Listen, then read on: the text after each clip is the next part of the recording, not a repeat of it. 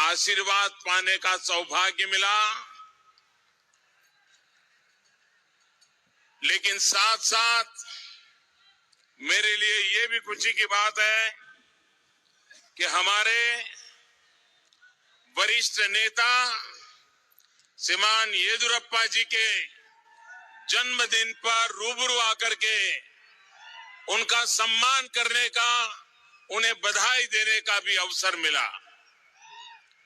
मैं सबसे पहले कर्नाटक भारतीय जनता पार्टी के सभी नेताओं को, छोटे मोटे सभी कार्यकर्ताओं को आज हृदय से बहुत बहुत बधाई देना चाहता हूं,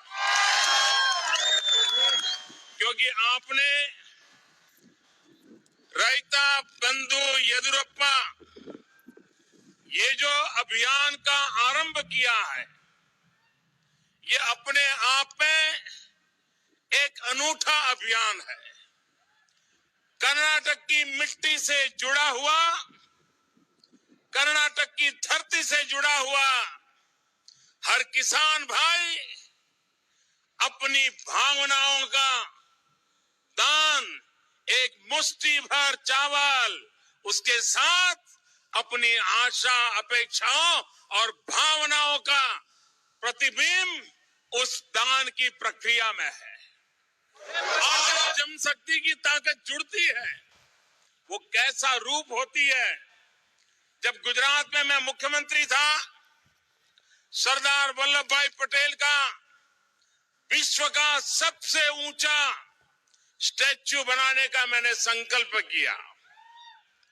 एक किसान पुत्र थे, किसान की गोद में पले बड़े थे, महात्मा गांधी के साथ किसानों के लिए सर्वाधिक आंदोलन करने वाले नेता सरदार वल्लभ भाई पटेल थे। उनका दुनिया में सबसे ऊंचा स्टैच्यू, अगर कोई अमेरिका जाए तो स्टैच्यू ऑफ लिबर्टी देखता है। ये सरदार वल्लभ भाई पटेल का स्मारक स्टैच्यू ऑफ यूनिटी, एकता की मूर्ति, और उसकी ऊंचाई स्टैच्यू ऑफ लिबर्टी से भी डबल है। लेकिन उसकी एक विशेषता है, हिंदुस्तान के 6 लाख गांव, हर गांव से किसानों से प्रार्थना की गई थी कि आपने अपने खेत में जोतने के लिए उपयोग किया हुआ जो औजार है, उसका लोहा हमें दान में दीजिए। हर गांव से ऐसा एक लोहे का टुकड़ा हमने दान में लिया, उसको आकर के उसको मेल्ट किया गया और उसका उपयोग ये सरदार वल्लभ भाई पटेल का स्टैच्यू बनाने के लिए हो रहा है। वैसे ही ये आपका मुट्ठी भर चावल, ये आपका रैता बंधु येदियुरप्पा अभियान, जिस प्रकार से लोहे का एक टुकड़ा दुनिया का सबसे बड़ा सरदार वल्लभ भाई पटेल का स्मारक बनाने जा रहा है, ये आपके मुट्ठी भर चावल एक नए कर्नाटक का निर्माण करके रहेगा। कर्नाटक के गांवों का भाग्य बदलेगा, किसान का भाग्य बदलेगा।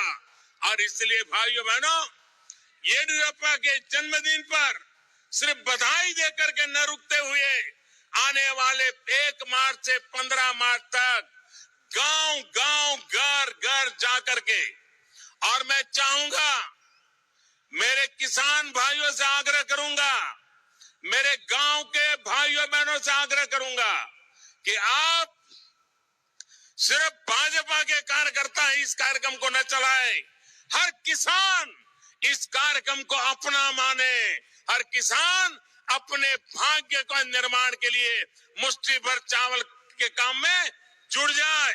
आप देखिए कैसा बदलाव आता है। भाइयों बहनों, अब ये कर्नाटक की सरकार का तो जाना तय है।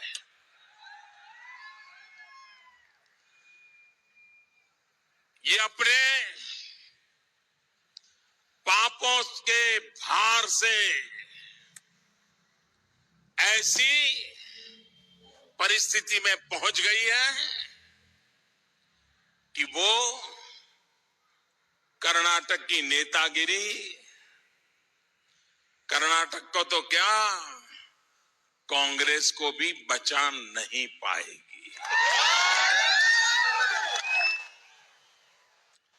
और पूरे देश में आप देखिए, देश की जनता ने जहां मौका मिला है, सबसे पहला काम किया है, कांग्रेस को निकालो, कांग्रेस को निकालो, कांग्रेस। क्योंकि देश को पता चल गया है कि हमारी सारी समस्याओं की जड़ एक कांग्रेसी कल्चर है। और जब कांग्रेसी कल्चर होता है तो हर प्रकार की चीजें तुरंत हमारे सामने आती है, कोई भी अच्छी चीज नजर नहीं आती है।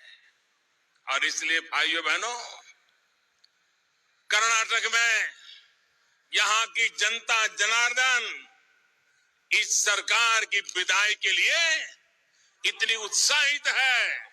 और मैं पिछले कुछ समय में 2-3 जगह पे जाने का मुझे अवसर मिला और मैंने जनता जनार्दन का जो मिजाज देखा है, इस सरकार के प्रति जो गुस्सा देखा है, हर व्यक्ति इस सरकार से परेशान है।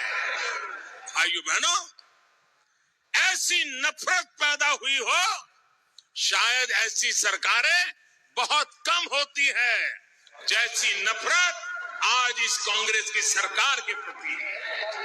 भाइयों बहनों, भारतीय जनता पार्टी इस मत के लिए कई दशकों से काम कर रही है कि अगर भारत का भाग्य बदलना है तो भारत के गांवों का भाग्य बदलना होगा, भारत के किसानों का भाग्य बदलना होगा। और इसलिए आपने देखा होगा कि दिल्ली में जब से आपने हमें सेवा करने का मौका दिया है, हमारी हर योजना में किसानों का कल्याण, कृषि का विकास, गांव में बदलाव, इन मूलभूत बातों को लेकर के हम सरकार में एक के बाद एक निर्णय करते चले जा रहे हैं। हमारे देश में किसान फसल ज्यादा हो तो भी परेशान, फसल कम हो तो भी परेशान, प्राकृतिक आपदा आ जाए तो भी परेशान। भाइयों बहनों, ऊपर वाले की मेहरबानी पर हमारा किसान जिंदगी गुजारा करता है। क्या उसे कोई सुरक्षा दी जा सकती है? मैंने कर्नाटक में ही आकर के एक बात कही थी, हमारी सरकार ने प्रधानमंत्री फसल बीमा योजना शुरू की और किसानों को ये ऐसी प्रधानमंत्री फसल बीमा योजना बनाई कि जिसके कारण अगर किसान की फसल तैयार होने के बाद खेत से बाजार जाने के बीच में ही अगर कोई बहुत बड़ी आपदा आ गई और फसल बर्बाद हो गई तो उसको भी बीमा देने की योजना हमने बनाई। पानी भर जाए तो उसको बीमा।